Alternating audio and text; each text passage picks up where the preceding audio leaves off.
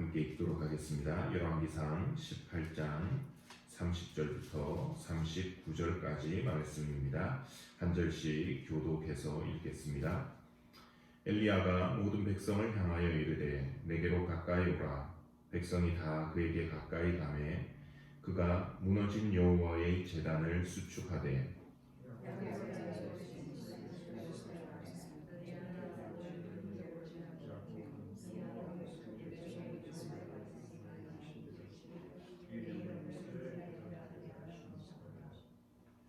그가 여호와의 이름을 의지하여 그 돌로 제단을 쌓고 제단을 돌아가며 곡식 종자 두세 알을 둘 만한 도랑을 만들고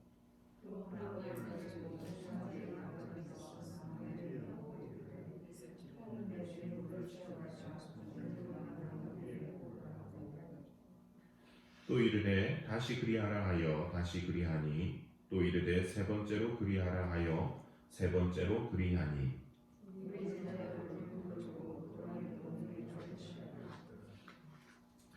저녁 소재 드릴 때에 이르러 선지자 엘리야가 나아가서 말하되 아브라함과 이삭과 이스라엘의 하나님 여호와여 주께서 이스라엘 중에서 하나님이신 것과 내가 주의 종인 것과 내가 주의 말씀대로 이 모든 일을 행하는 것을 오늘 알게 하옵소서.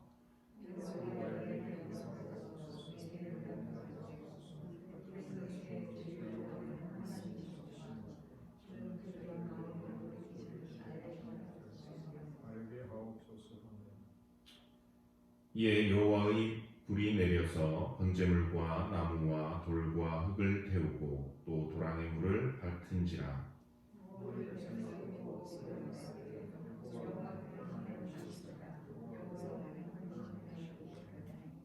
아멘. 네, 저희가 지난주에는 엘리야가 아합 그리고 또 이스라엘 백성의 그 지도자들 대표들을 마주하는 그 모습을 살펴보았습니다. 그래서 그들의 영적인 상태, 아합은 전혀 자기의 잘못을 그때까지도 깨닫지 못하고 백성들은 그냥 뭐 아무나 하나님이 되면 어떠냐 하는 그런 상태에 있는 모습을 살펴보았습니다. 오늘은 저희가 아주 유명한 장면입니다. 너무나도 잘 알고 있는 말씀이죠. 아합 왕과 이스라엘 백성들이 보는 그 앞에서 하나님의 능력을 드러내는, 하나님께 기도해서 불이 하늘로부터 내려오게 하는 그 모습을 저희가 한번 살펴보도록 하겠습니다. 먼저 이 말씀을 묵상하면서 받은 도전은 하나님의 불이 있는 삶, 그런 삶에 대한 도전이었습니다. 너무 여러분이 이걸 잘 아시는 말씀이잖아요. 굳이 다시 제가 설명을 안 드려도. 그런데 갑자기 이런 질문이 들었습니다. 왜 엘리야는 불을 가지고 내기를 했을까?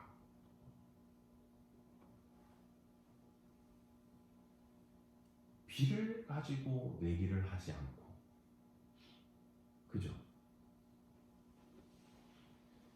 엘리야가 처음에 그랬잖아요. 자기 말이 없으면 비가 안 올 거다. 그래서 지금 이제 3년의 시간이 지나고 다시 나타났습니다. 아합 왕 앞에 이제 나타나서 이제 비를 내려줄 겁니다. 그러면 이제 저희가 읽진 않았지만 이제 18장 마지막에 보면 다시 이제 엘리야가 무릎을 꿇고 기도해서 이제 비가 오게 하잖아요. 그러면 그냥 그렇게 해서 비가 내리는 걸 보여주면 될 텐데 왜 불을 가지고 내기를 했을까? 아니 어떻게 보면 그 바알의 선지자들을 모이라고 해가지고 불이 내리기를 내기를 할 것이 아니라 비가 내리기를 내기를 해도 됐지 않았을까? 근데 왜 뜬금없이 불을 가지고 표현이 좀 그렇지만 불장난을 했을까? 지난주에 이제 살짝 말씀을 드렸지만 이세벨과 아합 그리고 이 바알을 쫓는 이 진영에서는 이 가뭄에 대해서 이제 할 말을 준비해 놓고 있었던 것이죠.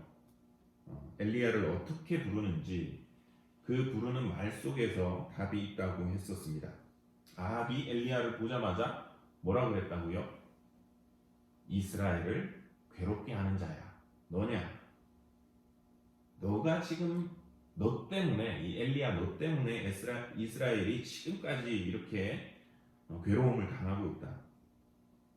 너 때문에 부정 타가지고 바알이 노해서 비가 안 오는 거야. 바알이 능력이 없어서 비가 안 오는 게 아니고 너가 하나님의 말씀을 그렇게 대언을 해서 너의 예언 때문에 아니면 하나님의 능력 때문에 비가 안 오는 게 아니라 너 때문에 부정 타가지고 바알이 지금 비를 안 보내주는 거야. 그러니까 지금 이런 상황에서 비를 만약에 엘리야가 기도를 해서 비가 내리게 된다면 저 반대쪽에서는 뭐라고 대답을 할까요? 이 역시 이제 가뭄 역시도 엘리야가 한 것이 아니고 하나님이 한 것이 아니라 바알이 화가 나서 안 했다가 지금 다시 비가 내리면 이 역시 누가 한 거라고요? 바알이 이제 화를 풀고 바알의 은혜로 비가 이제 내리는 거야. 이렇게 갈 거라는 거죠. 그래서 하나님께서는 비를 그 땅에 내리게 하시기 전에 지금 그 땅에 가뭄도 있게 하시고 또 이제 비도 보내시는 분이 누구신지를 명확하게 한번 짚고 넘어가시려고 하셨던 것입니다. 근데 왜 하필이면 불이냐라고 하는 거죠. 갑자기 막 바람이 분다거나 아니면 우박이 내린다거나 아니면 뭐 출애굽 때 애굽에 내렸던 재앙처럼 물이 피로 바뀐다거나 개구리가 나타난다거나 파리가 있는다거나 어둠이 깔린다거나 아니면 여로보암이 그 하나님의 선지자가 나타나서 이 제단이 무너질 거다 했을 때 저 사람 잡아라 이랬듯이 여기서도 이스라엘을 괴롭히는 자여 너냐 이렇게 했을 때 손이 그냥 탁 굳어버린다든지 그것이 아니라 왜 하필이면 불이었을까? 찾아보니까 바알이 불의 신이었다. 불의 신. 바알은 가나안 땅에서 제일 우두머리 이제 신이었죠. 근데 흔히 알려진 바로는 바알과 아세라가 농작물을 잘 자라게 하는 비를 내려주는 비의 신이었습니다. 그런데 동시에 무슨 신이었느냐? 그를 이 바알을 조각한 조각상이나 그림이나 글에서 그를 어떻게 묘사를 하고 있느냐면 그 손에 번개를 들고 번개를 뿌리는 불을 뿌리는 그런 불의 신으로서 묘사를 하고 그렇게 사람들이 섬겼다라는 것이죠. 그러니까 지금 엘리야가 사람들이 다 보는 앞에서 송아지를 제물로 준비해 놓고 누가 불을 내려서 그럼 응답하는지 한번 내기를 해보자, 테스트를 하자라고 하는 이것은 바알은 비의 신도 되지만 불의 신이니까 바알의 제사장도 이것을 거절할 아무런 이유가 없다라는 것이죠. 바알이 정말 그런 신이라고 한다면 그 불을 보내줘야 된다라는 것이죠. 그러니까 엘리야가 이렇게 제안한 것을 어떻게 보면 바알의 거짓을 드러낼 수 있는 폭로하는 이제 탁월한 제안이었던 것입니다. 근데 여러분 이거 아세요? 성경에서 하나님에 대해서도 불의 신으로 묘사하는 구절들이 있습니다. 시편을 보시면 시편 18편 6절 이하에 이렇게 나옵니다. 내가 환난 중에서 여호와께 아뢰되 나의 하나님께 부르짖었더니 그가 그의 성전에서 내 소리를 들으시며 그의 앞에서 나의 부르짖음이 그의 귀에 들렸도다. 이에 땅이 진동하고 그리고 넘어가서 그의 코에서 연기가 오르고 입에서 불이 나와 사르며 그 불에 숯이 피었도다. 그의 화살을 날려 그들을 흩으시며 많은 번개로 그들을 깨뜨리셨도다. 또 104편에도 이렇게 나옵니다. 구름으로 자기 수레를 삼으시고 바람 날개로 다니시며 바람을 자기 사신으로 삼으시고 불꽃으로 자기 사역자를 삼으시며. 바알에 대한 묘사뿐만이 아니라 하나님에 대해서 묘사한 부분도 불을 내시고 번개를 보내시는 그런 모습으로 묘사를 하고 있습니다. 근데 문제는 정말 이렇게 묘사된 대로 그 신이 그런 모습과 그 능력을 나타내느냐라고 하는 것이죠. 바알의 선지자들이 바알을 부르고 백성들도 기대를 하고 있을 때 이들에게는 아무런 일도 나타나지 않았습니다. 심지어 이 바알 선지자들은 칼로 자기의 몸을 상하게 하고 피를 흘리고 그렇게 하면서까지 바알을 불렀지만 바알은 응답하지 않았습니다. 이를 본 엘리야가 조롱했지요. 정오에 이르러는 엘리야가 그들을 조롱하여 이르되 큰 소리로 부르라. 그는 신인즉 묵상하고 있는지 혹은 그가 잠깐 나갔는지 혹은 그가 길에 행하는지 혹은 그가 잠이 들어서 깨워야 할 것인지. 사실 이 조롱은 엘리야가 바알의 선지자에 대해서 하는 것이 아니라 어떻게 보면 하나님께서 바알에게 보내는 조롱이었습니다.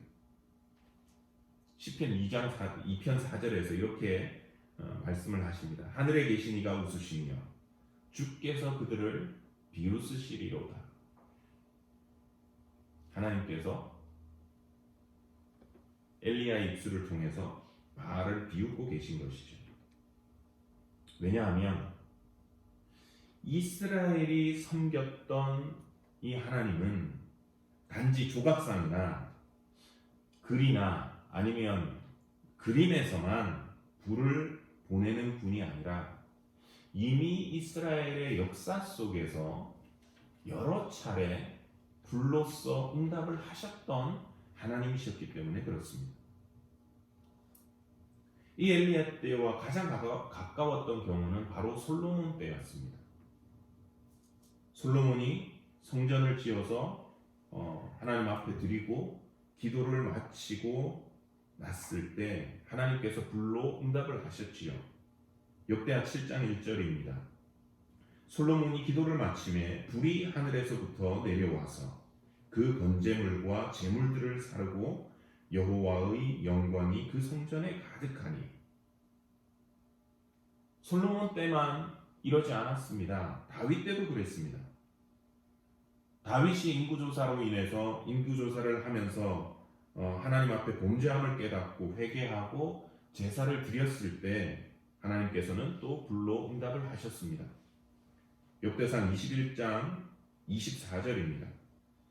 다윗이 거기서 여호와를 위하여 제단을 쌓고 번제와 화목제를 드려 여호와께 아뢰었더니 여호와께서 하늘에서부터 번제단 위에 불을 내려 응답하시고.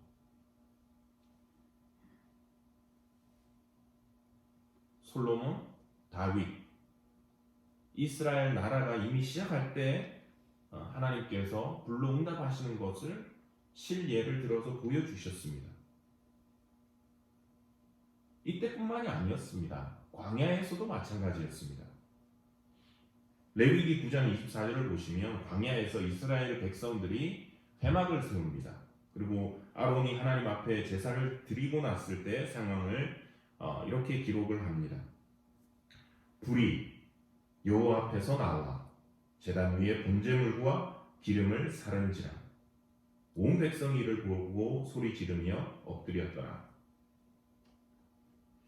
광야에서도 하나님은 불을 사용하셨습니다. 더 재미있는 것은 이 일 후에 아론의 아들 나답과 아비후가 하나님께서 명하시지 않은 불을 사용하다가 여호와 앞에서 불이 나와서 이들을 죽인 일도 있었습니다.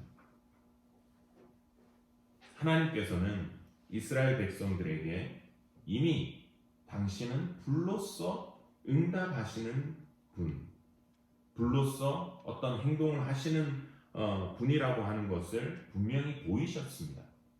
문제는 이들이 그것을 잊고 있었다는 것이죠. 그런데 우리가 이 불이라고 하는 것이 단순히 하나님께서 당신께서 무언가를 응답하실 때 사용하는 어떤 도구나 기구, 그것을 나타내기도 하지만 동시에 무엇을 나타내느냐? 이것은 바로 당신의 임재하심을 나타내는 사인이었던 것을 알 수가 있습니다. 하나님은 불이라고 하는 것을 통해서 당신이 임재하심을 보이셨습니다. 모세를 만나 주셨을 때 모세가 하나님을 어디에서 배웠지요? 떨기나무 불꽃 가운데서. 출애굽한 이스라엘 백성들을 이끌고 광야에서 이렇게 이스라엘 백성들이 그 모세가 갈 때 하나님께서 이스라엘 백성들을 구름 기둥과 또 불 기둥으로 이끌어 주셨습니다. 그보다 더 역사를 당겨보면요, 아브라함 때도 하나님은 불로써 나타나셨습니다. 창세기 15장 17절입니다. 해가 져서 어두울 때에 연기나는 화로가 보이며 타는 횃불이 쪼갠 고기 사이로 지나가라.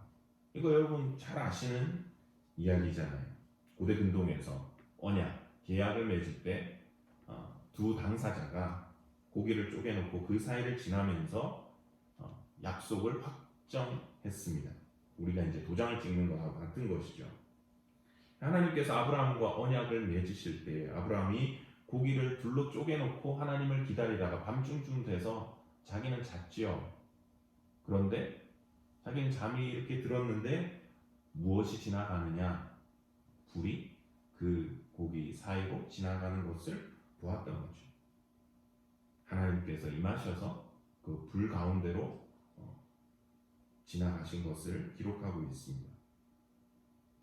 그러니까 이 엘리야 선지자가 어느 신이 불로 응답하느냐 보자 라고 해서 그 응답을 불로 받은 것은 단순히 하나님께서 바알보다 더 힘이 세다, 능력이 있다, 아니면 우리가 필요할 때 우리가 원하는 그것을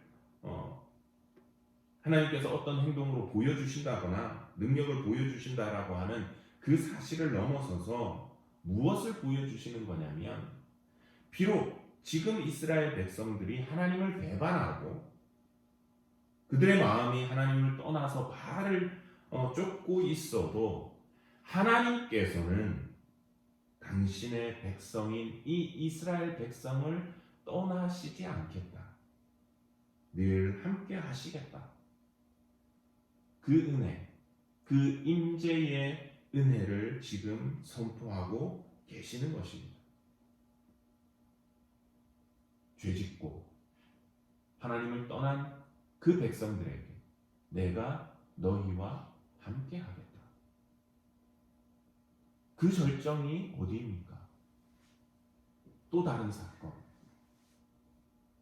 죄 많은 이 세상에 예수 그리스도를 보내신 사건이잖아요. 예수님의 이름 임마누엘이라 하리라. 내가 그들과 함께 하리라. 하나님께서 그 어떤 상황 속에서도 당신은 변치 아니하시고 당신의 그 백성들과 함께 하시겠다는 이것을 가시적으로 보여주시기 위해서, 그래서 하나님께서는 이 성전을 회막을 만들고 성전을 지을 때 하나의 장치를 두셨습니다. 그게 뭐냐? 바로 성전에 피우는 불이었습니다. 레위기 6장 13절을 보시면 이렇게 나옵니다. 불은 끊임없이 제단 위에 피워 꺼지지 않게 할지니라. 원하기는 저희들의 삶 속에서 필요한 일이 있을 때 하나님의 힘과 그 능력, 이따금씩 체험하는 그것을 넘어서서 하나님의 늘 함께 하시는 그 임재의 불이 우리 가운데 가득할 수 있기를 원합니다. 혹시 이 불이 꺼졌다면 다시 붙을 수 있기를 소망합니다. 하나님께서 우리와 늘 함께 하시기에 우리도 그분의 임재를 잊지 않도록 우리가 이 불을 꺼뜨리지 않기를 원합니다. 기도를 통해서 또 말씀을 통해서 찬양을 통해서 예배를 통해서 우리도 기도의 불, 말씀의 불, 예배의 불을 꺼뜨리지 않고 당신이 임재하시는 그 임재를 우리가 늘 느끼고 경험하고 살아갈 수 있는 저희들의 삶이 되기를 소원합니다.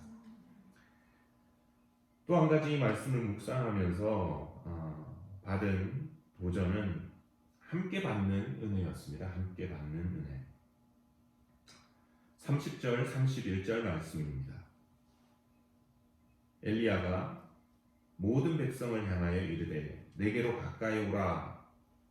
백성이 다 그에게 가까이 가매 그가 무너진 여호와의 제단을 수축하되 야곱의 아들들의 지파의 수효를 따라 엘리야가 돌 12개를 취하니 이 야곱은 옛적에 여호와의 말씀이 임하여 이르시기를 내 이름을 이스라엘이라 하리라 하신 자더라. 갈멜산에 올라가서 보니까 하나님의 제단이 있었습니다. 아마 이세벨과 아합이 하나님의 사람들을 박해하기 전에 그리고 아마 백성들의 마음이 바알을 쫓기 전에 사용했던 그런 제단이었었겠죠.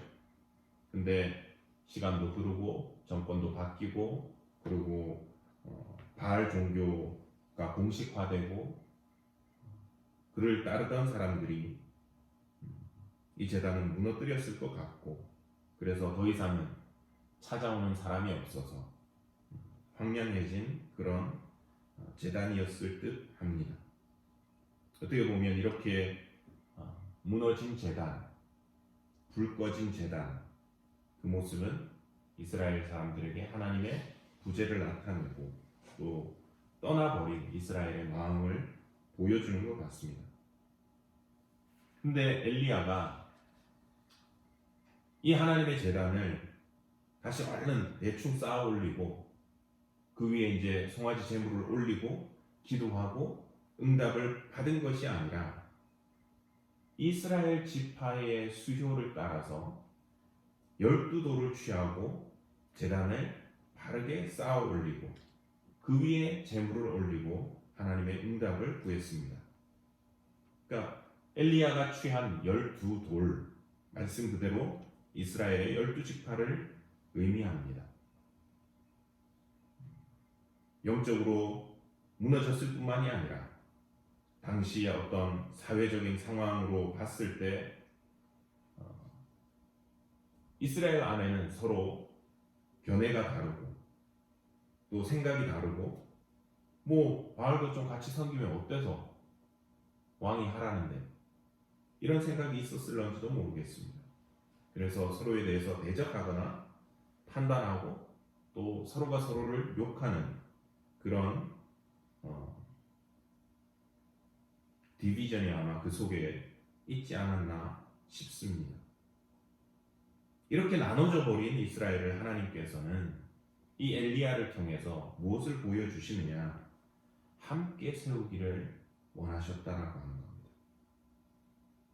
이스라엘 백성들 어느 한쪽, 어느 한 부분이 아니라 이들 모두에게 12지파 모두에게 당신의 은혜를 베푸시기를 원하신다. 은혜 받을 만한 사람만 받아라. 나머지는 모르겠다. 숨어서 나에 대한 신앙 가지고 있는 그 사람들만 받고 마음이 떠난 그 사람들은 저 사람들은 나도 뭐 내 상관 안 하겠다 하는 그것이 아니었습니다. 하나님은 모두를 원하셨던 것입니다.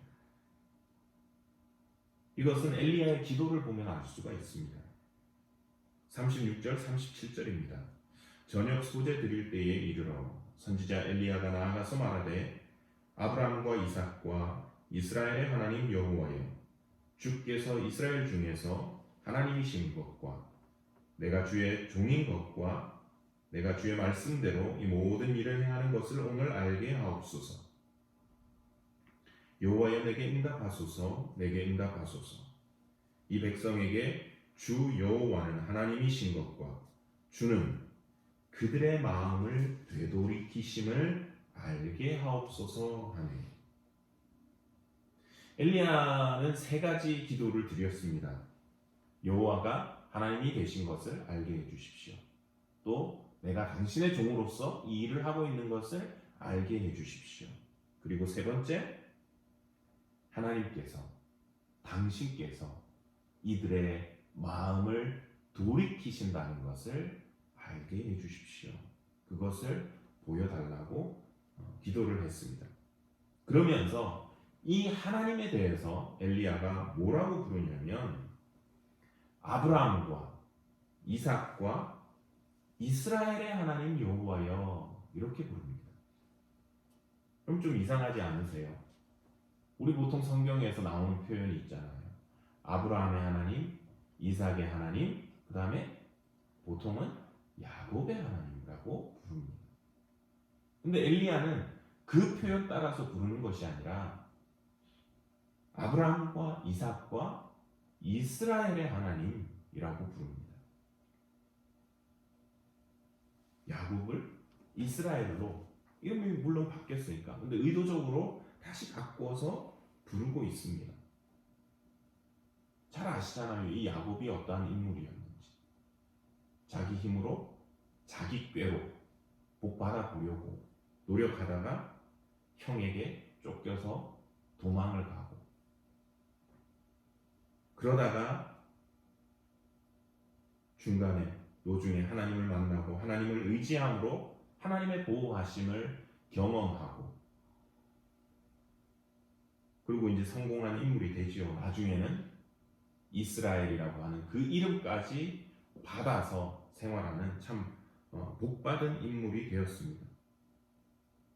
그러니까 하나님께서 엘리야가 지금 마음에 담아두고 하나님 앞에 기도하는 것, 하나님께서 주신 마음으로 기도를 하는 것이겠죠. 그러니까 지금 하나님께서 원하시는 것은 무엇이냐? 숨어서 신앙을 지키고 있는 그 신앙인들 뿐만이 아니라 하나님을 떠나 영적으로 무너져 버린 이스라엘 백성들도 이제는 야곱처럼 뭐라고요? 자기의 의지하는 바를 버리고 바알을 버리고 그 마음을 돌이켜서 누구에게로? 여호와 하나님을 의지하고, 그리고 하나님을 믿고 따름으로써 하나님께서 주시는 그 복을 받아 누리게 하겠다 하는 그 하나님의 뜻을 그의 기도와 또 12돌을 취해서 제단을 쌓고 제사를 드리는 이 모습에서 볼 수가 있는 것입니다.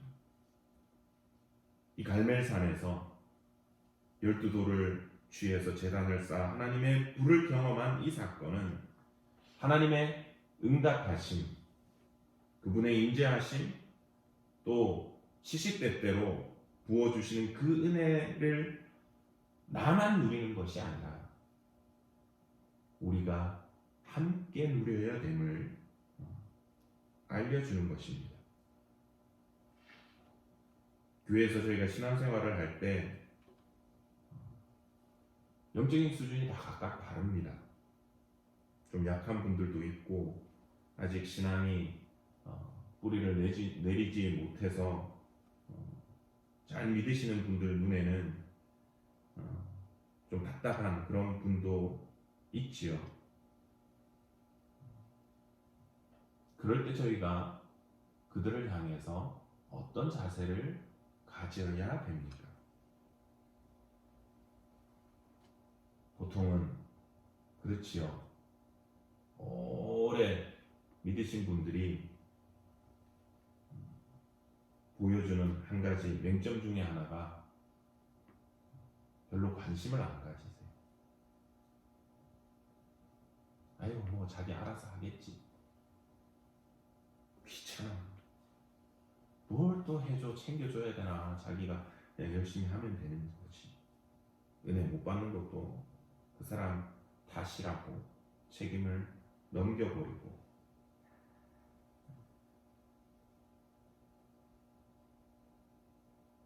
특히나 이민교회들에서 그런 부분들이 많은 것 같더라고요. 이민교회뿐만이 아니라 저도 유학생활을 오래 하면서 그렇게 되는 것을 느꼈어요. 처음에는 좋다 좋다 막 이러다가 사람들도 왔다 금방 떠나고 막 이러니까 오래될수록 그렇게 되더라고요. 에휴, 왔다가 또 저 금방 가겠지. 지가 알아서 하겠지. 뭘 도와줘. 귀찮네. 뭘 신경 쓰나. 근데 참 저희 교회는 감사한 게요. 특히 저희 권사님들 보면 너무 감사해요. 청년들, 군인들 그렇게 진짜 뻔질나게 왔다가 뻔질나게 그냥 돌아가고, 뭐 이 친구들이 감사하다 표현도 제대로 안 하잖아요. 근데 어떻게 하면 이 친구들 뭐 하나 더 해줄까 물어봐 주시고 챙겨 주시고, 청년들뿐만이 아니라 젊은 가정들에도 이렇게 신경 써주시는 모습을 보면 참 저희 교회, 맨하탄 교회가 참 사랑이 많은 교회이고 함께 세워져 가는 교회임을 깨닫게 됩니다. 무너진 제단을 12돌로 세우는 것,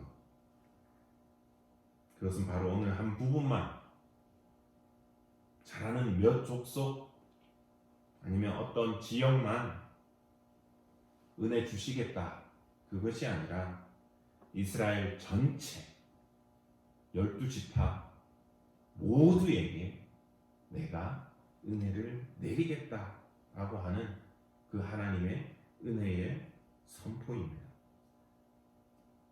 에베소서 2장 21절에서 22절, 바울은 교회를 이루는 성도들에 대해서 이렇게 말하고 있습니다. 그의 안에서 건물마다 서로 연결하여 주 안에서 성전이 되어가고, 너희도 성령 안에서 하나님이 거하실 처소가 되기 위하여 그리스도 예수 안에서 함께 지어져 가느니라. 서로 연결하여 함께 지어져 가느니라. 저희 맨하탄 교회가 더욱더 이런 모습으로 아름답게 세워져 나갈 수 있기를 원합니다. 나 혼자 잘 되고, 나 혼자 은혜 받고, 나 혼자 문제 해결되고, 나 혼자 세움 받는 것이 아니라 우리는 그리스도 안에서 서로 연결되어져 있습니다. 연결되어져 있기 때문에 우리는 어떤 존재다? 함께 세워져 가는 존재다. 함께 은혜 받아서, 함께 능력 받아서, 함께 세워져 가는 존재. 하나님의 베풀어 주시는 은혜, 그 임재의 은혜, 그 응답의 역사를 우리가 함께 누리며 살아가고, 또 이 교회를 함께 세워갈 수 있는 저와 여러분들의 삶이 되기를 소원합니다. 기도하시겠습니다. 하나님 아버지, 은혜를 감사드립니다. 오늘도 저희들을 이 자리로 불러주시고 또 주의 말씀 가운데 교훈하여 주심을 감사합니다. 오늘은 또 갈멜산에서 엘리야가 보여준 모습을 통해서 하나님께서 우리에 대해서 어떤 은혜를 베풀어 주시는지를 다시 묵상해 보았습니다. 하나님의 불은 거짓신이었던, 우상이었던 바알의 정체를 드러내는 그 하나님의 능력을 넘어서 당신의 백성에게 임재하시는 사인임을 깨닫게 하시니 감사합니다. 오나옵기는 우리의 마음을 성전 삼으시고 임하시는 아버지 앞에서 저희가 이 불을 꺼지지 않도록 기도로, 말씀으로, 또 예배와 찬양으로 이 불을 늘 피워갈 수 있는 저희들의 삶이 되게 해주시고, 그래서 우리 삶에 임재하시는 하나님으로 더불어 우리가 늘 기쁨으로 살아갈 수 있는 삶이 될 수 있기를 원합니다. 또 제단을 그냥 대충 쌓은 것이 아니라 이스라엘 지파 12지파를 본따 12돌을 취하여 무너진 제단을 다시 쌓은 것을 생각해 봅니다. 당신께서 당신의 은혜를 어느 한 부분 또 어느 한쪽 사람들에게만 주시는 것이 아니라 공동체 모두에게 내리시기를 원하심을 깨닫습니다. 하나님, 저희가 이 교회 안에서 나 혼자 은혜 받고 나 혼자 잘 되는 것을 넘어서서 우리 서로가 함께 연결되어 함께 세워짐을 깨닫습니다. 그리하여서 하나님, 혹 내 주변에 믿음이 약한 자나 또 연약한 자가 있다면 하나님, 그들의 필요를 또 채워주며 기도로서 세워주며 중보하고 우리가 함께 세워져 가는 이 공동체 되도록 주님께서 축복하여 주시옵소서. 오늘 하루의 삶 또 남은 한 주간도 주님의 손에 우리 모두를 위탁드리옵고 이 모든 말씀을 살아계시는 우리 구주 예수 그리스도의 이름으로 기도드리옵나이다. 아멘.